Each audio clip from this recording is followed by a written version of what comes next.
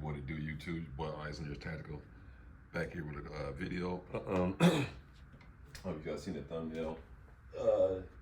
So yeah, man, flying with the firearm. I'm over here prepping because I'm about to take a flight pretty soon, and I just want to go over my stuff and get it all organized. So I thought, let me just let everybody see it. I'm not leaving till like first week of August or something like that, but. So the first thing you want to do, man, is figure out where you're going, what state you're going into, and stuff like that. And then you want to print up the airline rules that you're gonna be flying on, and have that in hand, up to date. Print those up the day you leave or the day before you leave, so they're most current.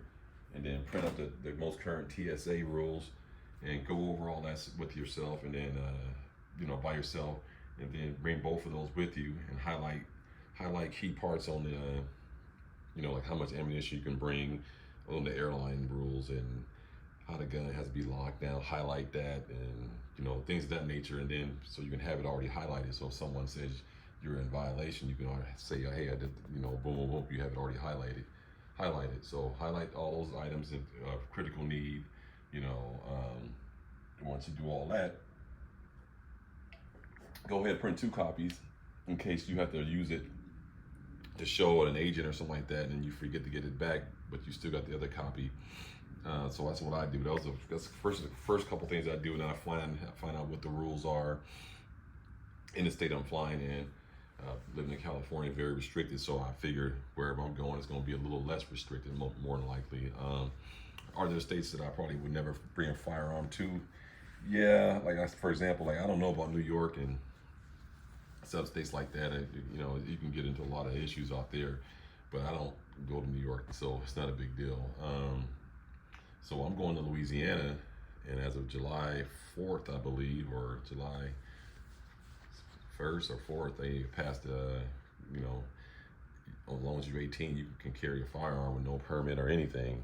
I don't know anybody know about Louisiana. You get your gun the same day you buy it there. There's no restrictions and nothing like that. And I double check those rules. So even if you're out of state, whatever, as long as you're 18 and you are legally able to have a firearm in the state of Louisiana, you can carry that joker. So that makes it pretty easy.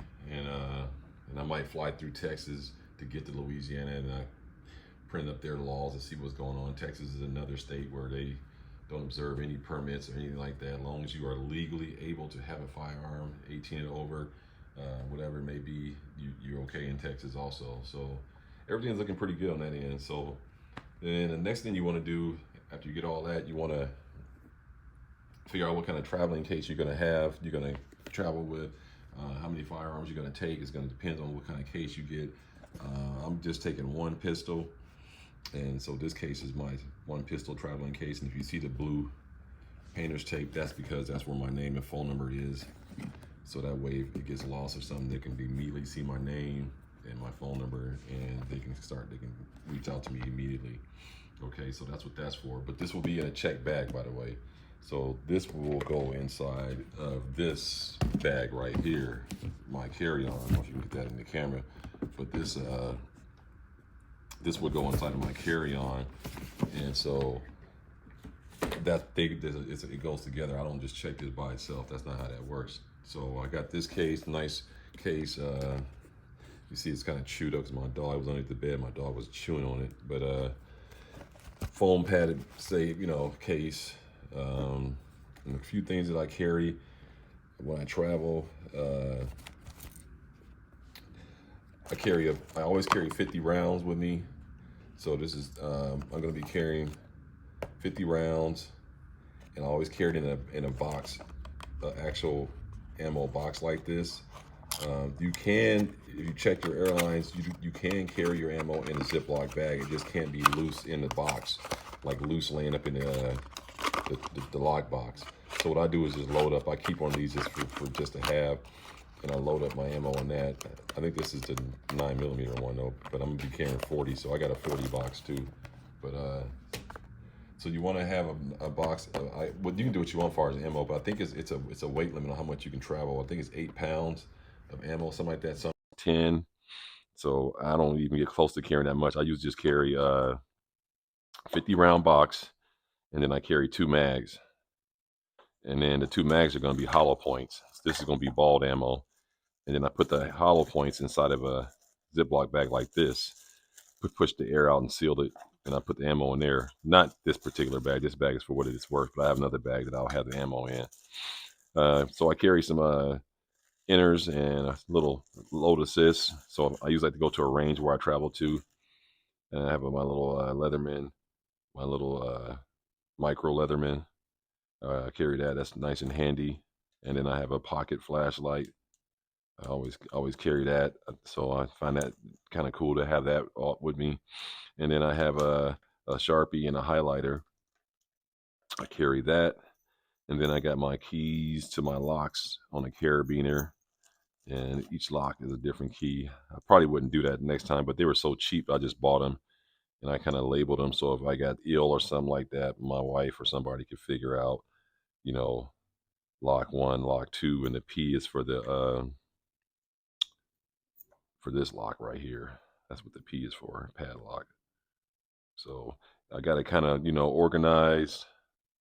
So, in case somebody gets ill or sick and can't speak, they can figure out what to do.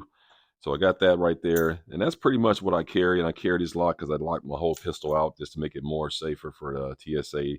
When they go through and scan, they'll see that it's actually, the slide is locked back. And that is kind of a little more comfort, a little more like, okay, this guy's really doing it by the book. And that's all I keep up in here. This round, I won't be carrying a 9mm. I'll be carrying my Glock 23, and I will be carrying my Tier 1 Quick Ship Access Elite holster. So I'm gonna be carrying this, and I'll have 1 extra mag, and this won't go in the box. This is going in your luggage. You can just travel with this in your regular luggage, checked luggage. You don't need to have this in a lock box. Holster's fine. So I'll have this, and then I'll have 2 mags. And then I'll have my pistol locked back like this. This is how I'll travel. I'll have it locked in like this. So that way, when it goes through the detector, they'll see a big cable lock going right through the slide, and just a little level of security, a little level of compliancy, I would say.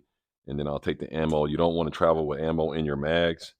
The mag's got to be unloaded, and I'll put the ammo in this plastic Ziploc, and that'll be my concealed carry. And I'm only going to carry 2 mags. And reason why I don't carry a lot of mags, because the whole point, if I get stopped by TSA or the Alphabet Boys, and they was like, well, what are you carrying a gun for? First thing I'm going to say is self-defense. And then the hollow points are going to back up the self-defense. And then they say, well, what do you got a 50-round box of ammo for? And I'm just like, well, that's just for, I always like to go to the range and shoot. And also just in case I have to need more ammo for a self-defense situation. But primarily it's for range. And this is for self-defense. And so that will be a good self-explanatory reason of why I would have 2 mags. And my holster really help explain that too, because I'll be able to say, well, I have 1 for a backup mag and 1 inside of the pistol, and that's all I really need, sir, to or ma'am, for self-defense. And so that would definitely make sense. So anyway, so that's what I would have. Now I will have my alias beltless receiver. I will take these 2 clips out. There's some proprietary clips that go in here that slide in those slots and lock in, and they go on there and they go inside of it like that. Click, because it's going to be hot in Louisiana, and I'll be wearing basketball shorts and joggers the whole time. And so I'll bring these clips with me in case I go out at night and have to wear a belt. But more than likely, I'll be wearing shorts regardless, and I don't go out at night anyway. So this is what'll be attached to my holster when I set it all up. Right now, I'm still rocking it like this, but I can wear this with basketball shorts with those clips, but it's just much more secure. The holster don't move with the beltless receiver. When I put the other clips in, it slides in there. So that's pretty much my setup, how it's going to be when I fly. Another thing I will bring, I will have a rag in here, and I'll have like a little squirt, a little tube of gun cleaner, gun oil, and then I'll have this won't be in a case, but it'd be in my luggage. I'll bring my individual IFAK, tourniquet, chest seals, and things like that up in there, and have this in my luggage. And so that'll be with me if I do go to the range or just riding around town or whatever, I'll have this in the car with me, have me a first aid kit with me. So yeah, man, that's pretty much it. I'll be taking the Glock 23 and like taking the Glock 23. Make sure you bring your airline rules that you're flying with. Also, bring the most current airline rules you're traveling with and the most current TSA rules, and get you a nice lock box. And I suggest get you a box that has 2 locks for it. Um, that way you can lock up your gun box when you put it inside your carry on and check the bag. This will be locked inside of there.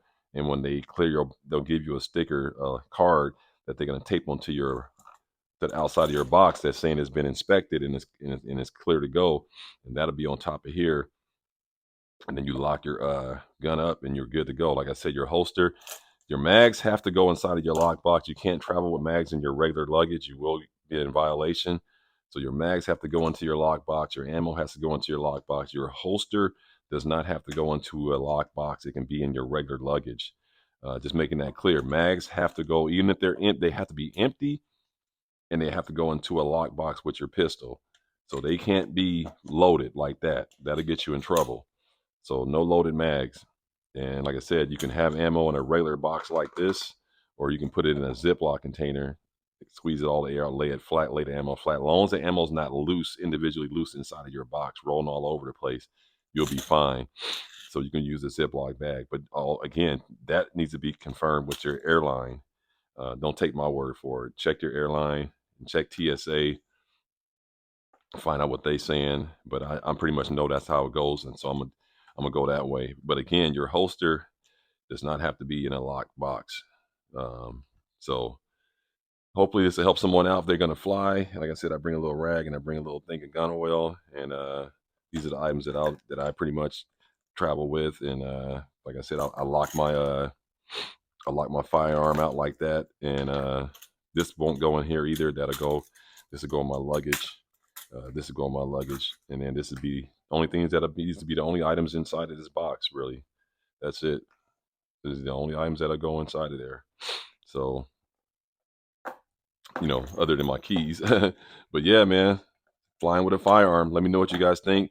Drop some comments on if you flew, and some people have had bad experiences. I've had smooth experiences, knock on wood. Never had a bad experience. But what items did you carry in there? Flashlight, extra ammo, earplugs, load assist, things like that. Let me know what you